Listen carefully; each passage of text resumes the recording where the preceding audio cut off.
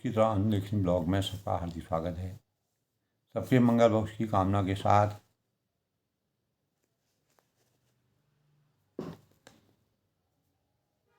यानी ज्ञान के संबंध में कृष्ण भावनामृत में चैतन्य महाप्रभु ने अपनी विचारणा को जिस प्रकार से अनेकों भावों से मानव चेतना को जगाने का प्रयास किया है। कृष्णमय जीवन में जैसे जन्म है, मृत्यु के पश्चात मानव जीवन का क्या होता है, ज्ञान के स्वरूप से यानी ईश साक्षात्कार अति कठिन है, किंतु जो विनयपूर्वक सुनता है, कहा है श्रुति गताम, उसके लिए यह अति आसान है। बस भगवान के गान को विनीत बनकर सही सोच से सुनकर तथा शिक्षा को अपने दैनिक जीवन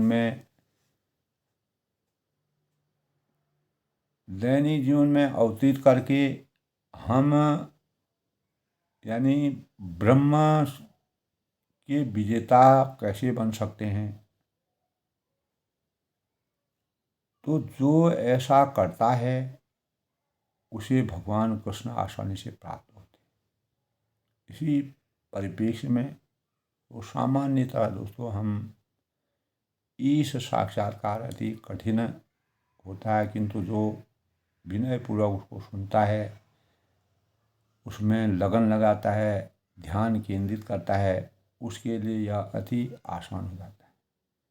तो ज्ञान को चैतन्य महाप्रभु ने 2 विधियों से प्राप्त किया जा सकता है, ऐसी परिकल्पना की। और पहली विधि है दोस्तों आरोही यानी आरोह पंथा, और दूसरी विधि है अवरोही। अवरोह का अवरोह पंथा, आरोह पंथा और अवरोह पंथा। तो आरोही विधि में मनुष्य अपने ही प्रयासों से दार्शनिक चिंतन, ध्यान और मनन, जिसके परिणाम स्वरूप चिंतन से ईश्वर को समझने का प्रयास करता है।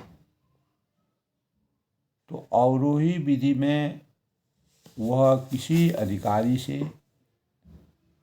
प्रामाणिक गुरु तथा शास्त्रों के श्रवण करके ज्ञान प्राप्त करता है। तो जहाँ तक दोस्तों आरोही विधि का संबंध है, ब्रह्म संहिता में एक जगह यह कहा गया है, ब्रह्म संहिता का अगर हम अध्ययन करते हैं कि पंथास्तु कोटि शतवत्स संप्रगम्यो वायोरथापि मनसो मुनि पुंगवानम सोऽपि अस्ति यत् प्रपदसि अग्नि विचिन्त्य तत्वे गोविंदम आदि पुरुषम तमहं भजामि। गोविंदम आदि पुरुषम तमहं भजामि। तब भगवान यानी ब्रह्म संहिता में कहा गया है कि मैं उन आदि भगवान गोविंद यानी भगवान श्री कृष्ण की पूजा करता हूँ, जिनके चरण कमलों में के अंगूठों से के जो अग्रभाग तक ही वे योगी तथा ज्ञानी पहुँच पाते हैं, जो वायु तथा मन की गति से करोड़ों वर्षों तक यात्रा करते हैं। तो दोस्तों जब हम सभी यह समझते हैं, जानते हैं, बूझते हैं कि मन की गति कितनी तेज होती है, वह उसी प्रकार है जिस प्रकार जैसे न्यूयॉर्क सिटी में बैठे हुए मैं तुरंत भारत के विषय में सोच सकता हूँ, जो हजारों मील दूर है। वही यह कहा गया है कि यदि कोई इस गति से करोड़ों वर्षों तक यात्रा करे तो भी कृष्ण यानी अचिंत्य बने रहेंगे। तो मुनि पुंग वानाम शब्द महान विचारक का द्योतक, किसी सामान्य व्यक्ति का नहीं। तो यदि ऐसा महान विचारक दोस्तों, ऐसा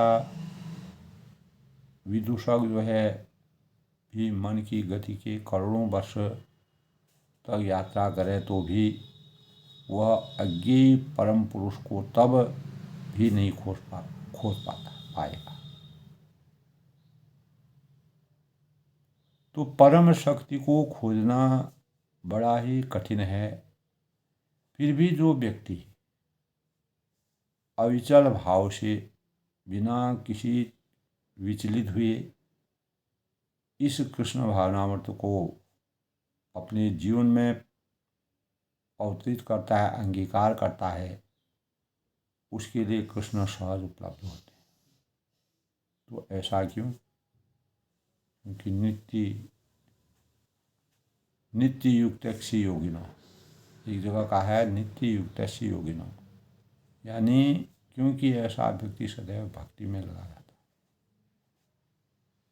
ब्रह्म में लीन रहता है और मैं उसे भुला नहीं सकता। तो यह है विधि। तो हमें ईश्वर का ध्यान, मनन, चिंतन आकर्षित करने के लिए केवल विनीत बनना होता है, नम्र बनना होता है, विनम्र बनना होता है। तो मेरे जिसने हमको भगवान राम और कृष्ण को जिन्होंने ज्ञान दिया, जो उनके गुरु बने, तो तभी कहा है कि महाराज कहा करते थे, गुरु महाराज एक जगह कहा है कृष्ण भावनामृत में कि तुम ईश्वर का दर्शन करने का प्रयास मत करो, अभी तो इस तरह कार्य करो कि ईश्वर तुम्हें देख ले। अगर कर्मण्येवाधिकारस्तु मा फलेषु कदाचन, कर्म की पराकाष्ठा अगर सर्वोपरि होगी, तो भगवान राम जिस प्रकार 14 वर्ष के वनवास के दौरान पूरे वन में विचरण करते करते अनेकों लोगों का उद्धार किया, इसी प्रकार कृष्ण ने अनेकों धर्म की जब हानि हो रही थी, अधर्म की वृद्धि हो रही थी, यदा यदा हि धर्मस्य ग्लानिर्भवति भारत अभ्युत्थानम् अधर्मस्य तदात्मानं सृजाम्यहम्, तब उन भक्तों की रक्षा करने के लिए, जिस प्रकार प्रहलाद की रक्षा करने के लिए, द्रौपदी की लाज को बचाने के लिए, अर्जुन पांडव और कौरवों में न्याय की पराकाष्ठा को हमेशा विराजित करने के लिए भगवान ने अवतरण लिया था। तो भगवान को खोजने की ज़रूरत नहीं है, ऐसे कार्य करें कि हम भगवान हमको खुद ही खोजें। अभी तो इस तरह कार्य करो कि ईश्वर तुम्हें देख ले, ईश्वर तुम्हारी या हमारी रखवाली स्वयं करें। और अतएव जो देखने का प्रयास करे, हनुमान को भगवान राम जी ने क्या वरदान दिया था, हनुमान जी को पता ही नहीं था, लेकिन उनके शरीर में इस प्रकार की ऊर्जा थी, तो भगवान ने इस प्रकार से उनको परोक्ष रूप से जो ज्ञान और शिक्षा और बल दिया, शक्ति दी, वह हनुमान समझ नहीं पाए कि आखिर मैं हर जगह विजय, जहाँ भी मैं जाता हूँ, जो भी मैं करता हूँ, जो सोचता हूँ, विचारता हूँ, वो स्वयं ही हो जाता, अपने आप ही हो जाता। तो अगर भगवान का आशीर्वाद प्राप्त हो तो हमें उनको खोजना नहीं चाहिए, वो हमको खुद ही खोजते हैं। यही कृष्ण भावनामृत की सबसे बड़ी पराकाष्ठा है। यही ज्ञान हमारे जीवन को सिंचित कर सकता है। तो दोस्तों, यही हमारी जो है, हमारी और आपकी जो मनोवृत्ति है होनी चाहिए। और हमें यह नहीं सोचना चाहिए कि मैं ईश्वर को देखना चाहता हूँ और हे ईश्वर आइए और मेरे समक्ष खड़े हो जाइए, मेरा काम, मैं बहुत परेशान हूँ, मेरा ये काम बना दीजिए, तभी मैं आपकी पूजा करूँगा, आपके दर्शन करूँगा, आगे पूजा में ये करूँगा। तमाम प्रकार के मनोभाव मानव चेतना में आते रहते हैं फलों की प्राप्ति करने के लिए और अपने को इस जीवन में सुख की अनुभूति प्राप्त करने के लिए। तो मेरे सेवक जैसे बन जाइए। तो चूँकि ईश्वर भगवान जो हैं वो किसी के दास नहीं है, इसीलिए हमें अपने प्रेम तथा सेवा से उनकी जो उनके अनुग्रहित करना है। हम सभी जानते हैं, बूझते हैं कि देश के राजा का राष्ट्रपति से मिल पाना कितना कठिन होता है। ऐसे महत्वपूर्ण व्यक्ति से साक्षात्कार कर पाना बड़ा कठिन है। तो प्राय यह असंभव जैसा लगता है दोस्तों आज के परिवेश में। तो फिर ऐसे व्यक्ति को सामने बुलाना और रोके रखना कितना कठिन होता है। तो लोग जो है मांग करते हैं कि भगवान आकर उसके समक्ष खड़े हो जाएं। कृष्ण के लिए लालायित तो होना हमारा स्वभाव है, हमारे नेचर में है, हमारी परिस्थितियों में है, हमारे सामाजिक परिवेश में इस प्रकार का माहौल है, क्योंकि वे ही इस ब्रह्मांड में सर्वाधिक आकर्षक, सर्वाधिक बुद्धिमान, सर्वाधिक सुंदर, सर्वाधिक ऐश्वर्यवान और सर्वाधिक शक्तिमान, सर्वाधिक बुद्धि और सर्वाधिक विख्यात पुरुष हैं। इस बार भगवान राम पुरुषोत्तम कहलाए, पुरुषों में उत्तम। जब उन्होंने मानव रूप में अवतरण लिया तो पुरुषों में तो उन्होंने इस प्रकार के कार्य किए कि वह पुरुषों में उत्तम कहलाए। तो हर व्यक्ति दोस्तों इन गुणों के लिए लालायित रहता है, यानी हमेशा कामना करता है, इच्छाएं जागृत करता है। और कृष्ण इन सारे गुणों के भंडार हैं और वे इनमें पूर्ण हैं। कृष्ण हर वस्तु के आगार हैं। रसो वे सह कहा गया है, रसो वे सह। तो जब हम सौंदर्य अथवा शक्ति का ज्ञान अथवा यज्ञ के लिए लालायित होते हैं तो हमें अपना ध्यान कृष्ण की ओर मोड़ देना चाहिए, तब हम अपनी मनोवांछित वस्तु प्राप्त कर सकेंगे। यही तो दोस्तों जिन भक्तों में परम सत्य के बारे में निर्विशेष परमात्माओं का परित्याग कर दिया है और इस तरह अनुभूत दार्शनिक सत्यों का शास्त्र करना बंद कर दिया है, उन्हें चाहिए कि वे आपके नाम, रूप, लीलाओं और गुणों के विषय में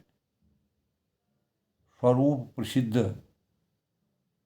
भक्तों से श्रवण करें और उन्हें भक्ति के नियमों का पूरी तरह से पालन करना चाहिए,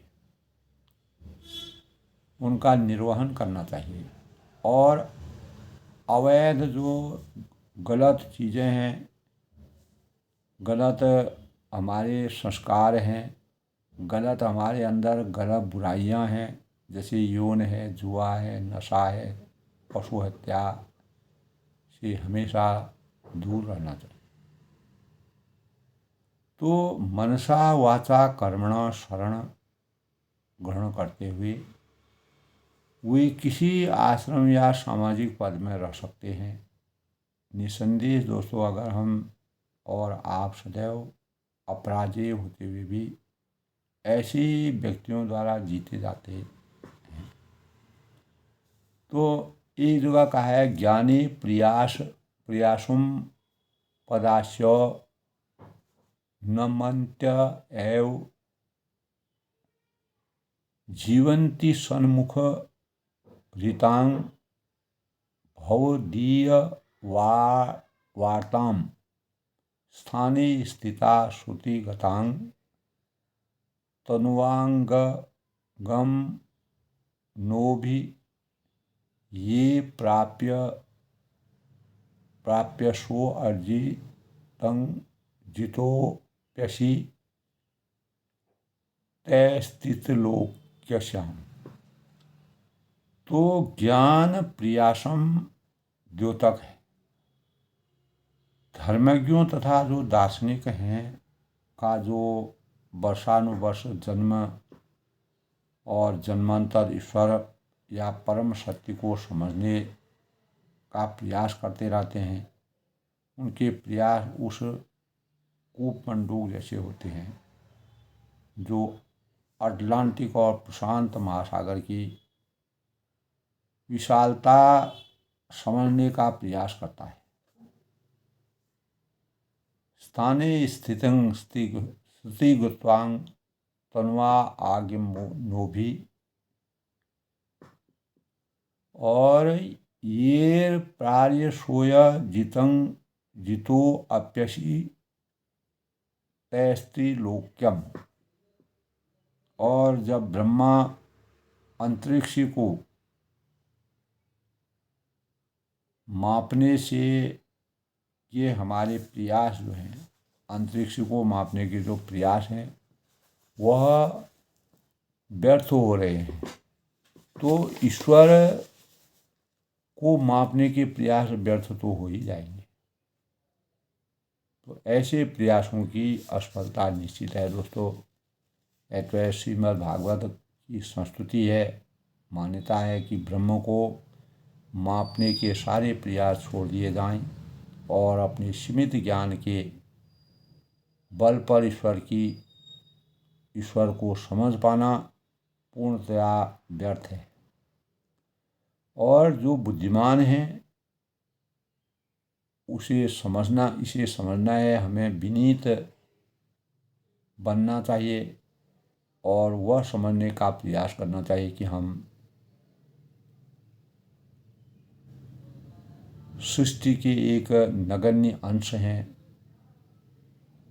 और नमनता एवं शब्द सूचित करते हैं कि विश्वसनीय स्रोत से ब्रह्म को समझने के लिए हमें विनीत बनना होगा, अनुयायी बनना होता है, विनम्र बनना होगा। और यह स्रोत क्या है? सन्मुख चरिता, मुक्त आत्माओं के सुख से अर्जुन श्री कृष्ण के मुखार बिंदु से प्रत्यक्ष रूप से ईश्वर को समझ रहे हैं और हमें अर्जुन या उसके प्रामाणिक प्रतिनिधित्व के सुख से ईश्वर को समझना होगा। दोस्तों, हम ईश्वर के दिव्य स्वभाव को किसी अविश्वसनीय स्रोत से ही समझ सकते हैं और इस स्रोत को चाहे भारतीय हो या कहीं का भी हो, यूरोपीय हो, अमेरिकी हो, जापानी हो, हिंदू, मुसलमान या अन्य कुछ भी हो, तो परिस्थितियां महत्वपूर्ण नहीं हैं। हमें श्रवण द्वारा समझने का प्रयास करना चाहिए और तब इस विधि का नित्य अभ्यास करते रहना चाहिए। विनीत बनकर सही शोध से सुनकर हम शिक्षाओं को अपने दैनिक जीवन में व्यवहार में ला सकते हैं। दैनिक जीवन में उसको अवतरित करके हम ब्रह्म के विजेता बन सकते हैं। तो जो ऐसा करता है, जो इस प्रकार के भावों को जानता है, उसे भगवान श्री कृष्ण आसानी से प्राप्त हो जाते हैं। भगवान स्वयं ही विराजमान होते हैं और वह खुद ही अपने भक्तों को खोजते हैं। जो ऐसा करता है उसे भगवान की प्राप्ति निश्चित है, आसानी से उनकी प्राप्ति हो जाती है। तो सामान्यतः दोस्तों, अगर ईश्वर ईश साक्षात्कार अति कठिन है, बहुत ही दुर्लभ है, लेकिन किंतु जो विनयपूर्वक इसको सुनता है, ध्यान लगाता है, अपने मन इंद्रियों को केंद्रित करता है, श्रुति गताम जो होता है, उसके लिए यह अति ही आसान है, सहज है, सुलभ है और आसानी से भगवान की प्राप्ति किसी न किसी रूप में करने में वह कामयाबी हासिल कर सकता है। तो दोस्तों, आज के प्रेरणादायक विषय में आनंद लिखनी ब्लॉग में सबका हार्दिक स्वागत के साथ ज्ञान की दो विधियों से प्राप्त किया जा सकता की जो संकल्पना है, जो भाव हैं, यानी आरोही यानी आरोपंथा और अवरोपंथा मनुष्य अपने ही प्रयासों से दार्शनिक चिंतन, ध्यान और